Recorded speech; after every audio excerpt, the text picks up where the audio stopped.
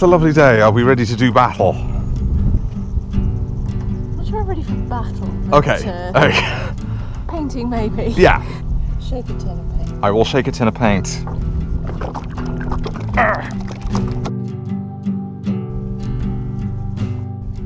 Painting. It's time to talk about painting because look, the boat. It's a different colour than before. I mean, admittedly, it's a little bit streaky, but please don't notice that because mainly it's the first coat. But yes, painting a narrowboat is interesting and takes a lot longer than you'd think. And we just wanted to kind of take some time to talk you through a little of it. But important point, this is not a how-to. We are not in any way giving any actual sort of expert advice on how to paint your narrowboat because we're not experts. If you do actually want some useful advice on painting your narrowboat, best thing to do is look for the YouTube videos that are done by John Barnard Limited. I'll link to them in the description, but they've got lots of very, very useful stuff. They're very good that way, and also they have some unexpectedly awesome end music.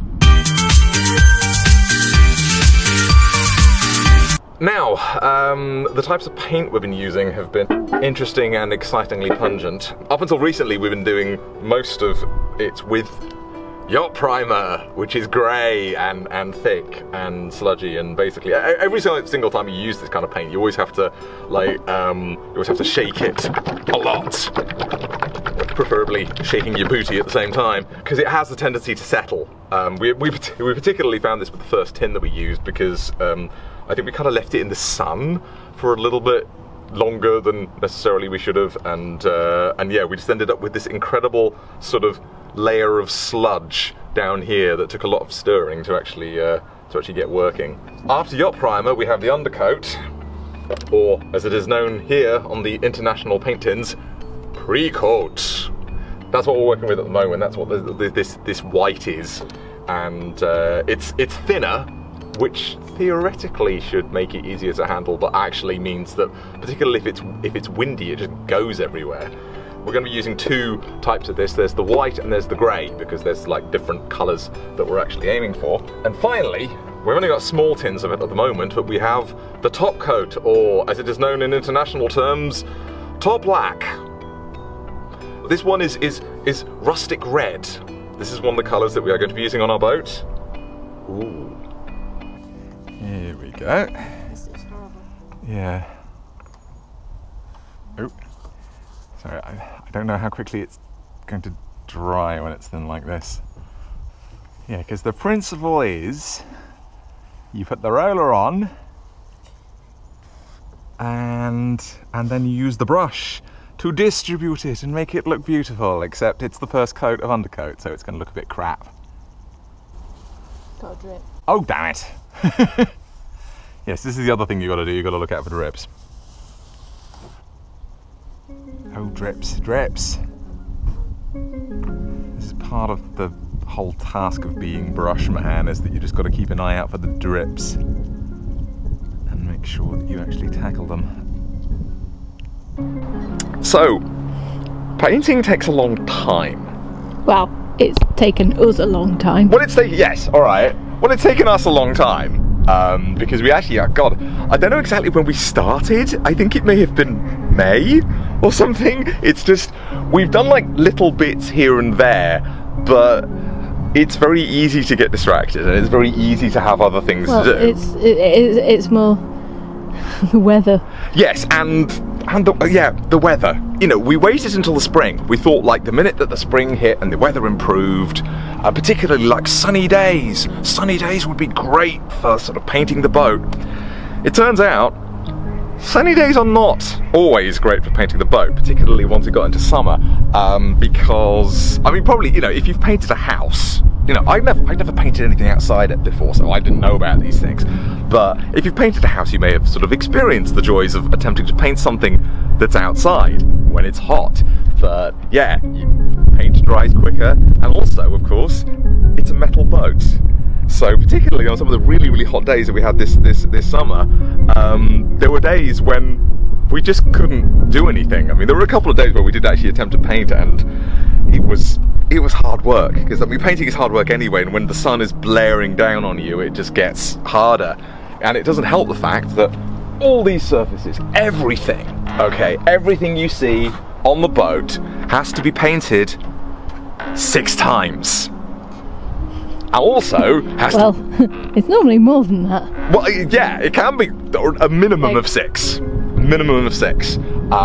That's, I mean, you know, the way we're working it out is basically 2 coats of primer, 2 coats of undercoat, and eventually after that, 2 coats of top coat.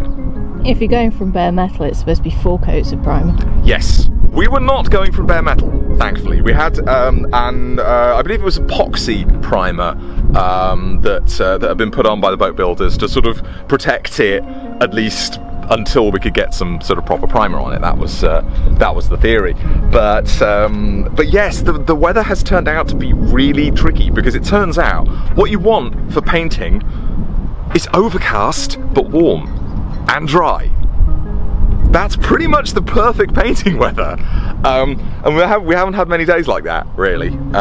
So yes, there's been points where it's been very, very bitty, or we've had delays, and yeah, it's now September. It's now late September, and we've sort of looked and realised, oh God, like it's autumn going into winter. We really need to get on. So we've been hammering it a bit for the last week or so, but we're making progress.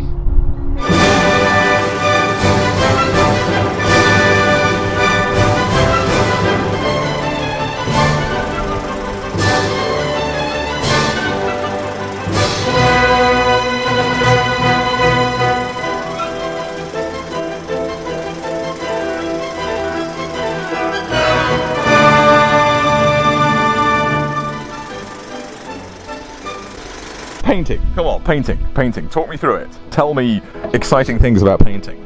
Tell me the truth about painting. Or It's a pain in the arse. well, It's been too hot to do it when it's sunny. yes. And when it hasn't been sunny, it's been raining. There's been loads of days where there's been like predicted rain in the afternoon, so we can't start painting because we might end up painting and it's raining. Yeah, I mean, Which is really bad for the paint. Yes, It gets little bubbly things in it. As you can see, the boat is very white. It isn't going to stay white, although a lot of it's going to be ivory. We want a light roof, and then I think we were on our canal boating holiday, and we walked past a sort of a mostly cream coloured boat, and I was like, oh, that looks classy. And then sort of the back end is going to be panelled, sort of a deep red and black, sort of quite traditional looking. We haven't decided whether it's going to be red with black panels or black with red panels. Well, I was under the impression that it was going to be red with black panels, but now I've suddenly found out that apparently there is some argument on this. I was sure it was going to be black with red panels. It'd be more red if it's black with red panels, because there's more area that's panel. I guess. And then the back of the roof might be red. I think the back of the roof should be red. And then I think we'll have some sort of stripe along the top and a stripe along the gunnel. Yeah, on these top sections here. And like along the gunnel where we have where we put the sand in the paint so that you can walk on it. We'll have that a different colour, like I think probably red, so it's obvious where you're supposed to walk. Hopefully a bonus safety feature. We're kind of undecided about the front, I think. There's so many sort of options. Like the classic thing would be to have a black front that has preferably a black canvas, or black, so it sort of looks kind of like a black canvas would look, but not a canvas. But if it's black, it's going to absorb loads of heat and we'll have a really hot bedroom.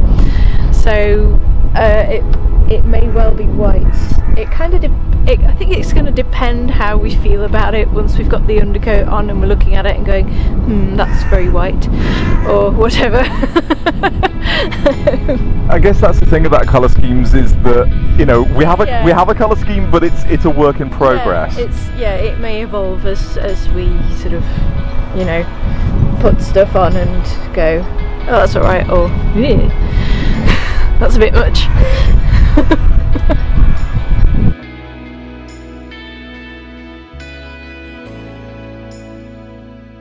Okay, ready? 1, 2, 3. Stop.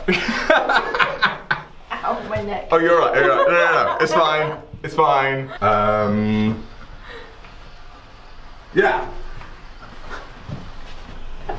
This is really silly. That just fell over. Okay, it's fine. It's fine. It's fine.